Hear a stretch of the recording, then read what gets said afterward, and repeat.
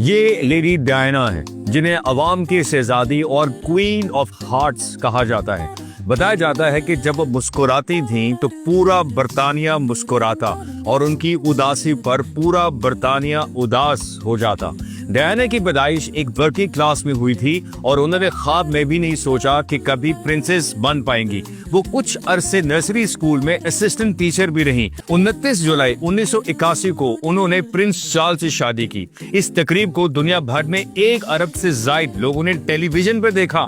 شہزادہ چارلس اور دنیا کی خوبصورت ترین شہزادی لیڈی ڈائنا کی زندگی میں کئی مسائل آئے اور پھر بات طلاق تک جا پہنچی۔ آنے والے وقت میں شہزادی ڈائنا نے سوشل ورک کرنے کی ٹھانی۔ وہ عمران خان کی دعوت پر شوکت خانم ہاسپٹل لاہور بھی آئی تھی اور انہوں نے پی سی ہوٹل سے اپنا سامان اٹھوا کر کپتان کے زمان پارک گھر میں رہنے کو پریفر کیا۔ 31 اگست 1997 کو پیرس میں لیڈی ڈائنا کی گاڑی تیز رفتاری کے باعث حادثے کا شکار ہو گئی اور وہ صرف 36 برس کی عمر میں چل بسی۔